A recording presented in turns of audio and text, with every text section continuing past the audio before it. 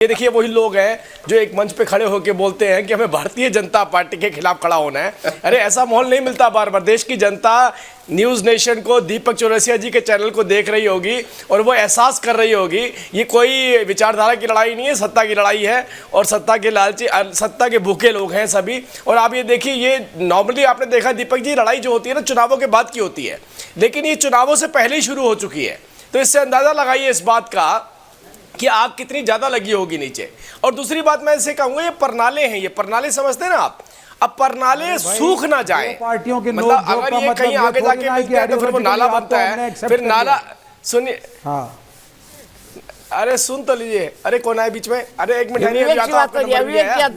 हम बड़े मचल रहे हैं अभी वो मैं समझ नहीं पा रहा हूँ कि विवेक जो है आज वो किधर पाँव रखेंगे। दाएं गड्ढे में पाँव रखेंगे या बाएं गड्ढे में पाँव रखेंगे, क्योंकि इनके लिए एक तरफ कुआं है दूसरी तरफ खाई। राजीव जी अपनी बात करें। लेफ्ट बहुत स्पष्ट है, लेफ्ट राइट जाएगा इस बार। नहीं बिल्कुल नहीं सर, हमारा ठीक है, मैं आ रहा हूँ। राजीव जी को खत्म करने दीजिए प्लीज। राजीव जी को खत्म करने, कम्युनल पार्टी है भारतीय जनता पार्टी जी। राजीव जी को खत्म करने दीजिए, मैं तुरंत आपके पास आ रहा हूँ।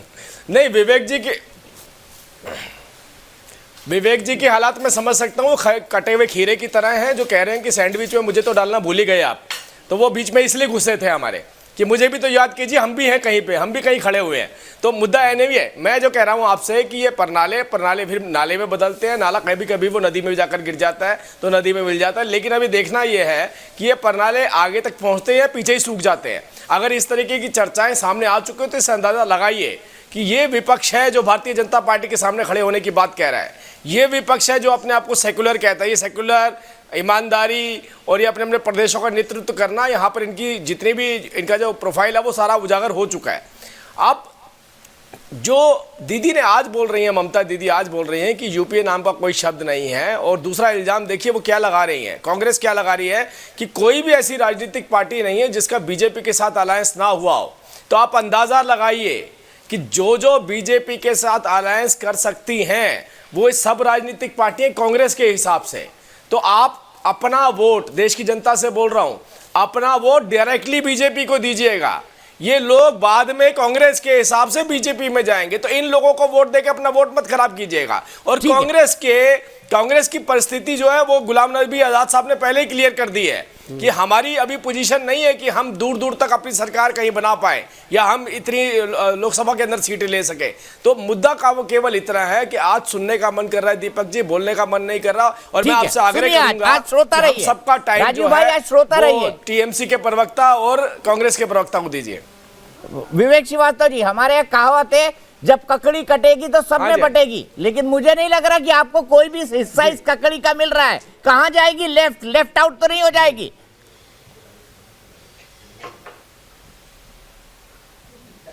देखिए ऐसा है, एक कॉन्क्लेव में सीताराम येचुरी जी से सवाल पूछा गया था कि साहब लेफ्ट का तो अस्तित्व खत्म हो गया है, ये काफी पहले की बात है। तो सीताराम येचुरी जी ने कहा था कि जब मैं जेएनयू का स्टूडेंट था और इंदिरा गांधी का वर्चस्व अचानक बहुत ज्यादा हो गया था तो तब भी हमें कहा गया था कि बे ऑफ बंगाल में जाओ और कूद पड़ो, लेकिन यूपीए 1 की सरकार हमारे समर्थन से बनी।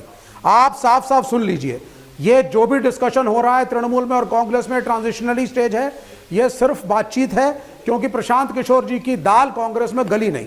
तो अब डिस्टर्बेंसेस को क्रिएट किया जा रहा है। ये हमें मानना पड़ेगा, मैं लेफ्ट से हूं हालांकि, कि इस देश के सेकुलर इथॉस और सोशल फैब्रिक को बनाने में कांग्रेस का डेफिनेटली एक हाथ रहा है। जहां लेफ्ट ने उनके प्राइवेटाइजेशन की नीतियों के खिलाफ बोला हमेशा, उसके बाद भी हमारा मानना है कि इस कॉन्स्टिट्यूशन को अपहोल्ड करने में कांग्रेस एक बड़ी पार्टी के रूप में हमेशा उभरी है और उसकी इंपॉर्टेंस हमेशा रहेगी। और जहां तक तीसरे मोर्चे का सवाल है, तीसरा मोर्चा भी बनेगा प्रधानमंत्री के माफीनामे ने और किसान बिलों को वापस लेने में, और हमारे जो 12 मेंबर पार्लियामेंट है उनके सस्पेंशन ने यह प्रूव कर दिया है कि भारतीय जनता पार्टी बैकफुट पे आ चुकी है। 2024 में मोदी साहब तो जा रहे हैं, अच्छा ठीक, और आएगी सरकार और सेकुलर सरकार आएगी, आ रहे हैं, समीकरण नए बनेंगे, यह श्योर शॉर्ट बात है। अब आप जो है चलिए अवनीश अवस्थी जी जवाब छोटे झगड़े को या इस बयानबाजी को, मैं पहले कह रहा हूं आपसे, मेरे बीच में कोई बोलेगा मैं बोलना बंद करता हूं। आपका सवाल मैंने सुना नहीं है, लेकिन मैं आपको जवाब देता हूं, जो बहस चल रही है उसके आधार पर जवाब देता हूं। आपने एक बड़ा महत्वपूर्ण बयान तो सुनाया नहीं आज, अभी 2 महीने पहले की बात है या महीने 1.5 महीने पहले की बात है। लालू यादव से जब उत्तर बिहार में उपचुनाव हो रहे थे तो लालू यादव से पूछा किसी ने, क्या कांग्रेस का समर्थन लेंगे? तो उन्होंने कहा कि कांग्रेस का समर्थन लेकर जमानत जब्त करवानी है क्या अपनी। ये लालू यादव को बयान था। अखिलेश यादव यूपी को 2 लड़के पसंद हैं, वो प्रयोग करके आज उन्होंने साफ साफ कह दिया कि उससे कांग्रेस से समझौता नहीं करूंगा। कांग्रेस पूरा के पास बयान आज था कि बड़ी लोकसभा पार्टी में के नाम कांग्रेस पर- नेतृत्व करेगी। दीपक जी, मेरी शर्त है ये। अच्छा विवेक जी, सिर्फ अवनी जय जी की आवाज, अवनी जय जी कंक्लूड करिए, इतना नाराज मत हो सर, जाए। आप आधा बयान बोल रहे थे, नहीं इसलिए नहीं, मैंने नाराज पॉइंट की आउट बात किया। नहीं है। जी। ये जिनके लोकसभा नहीं, में आधा 2 बयान मेंबर बोलते नहीं हैं साहब।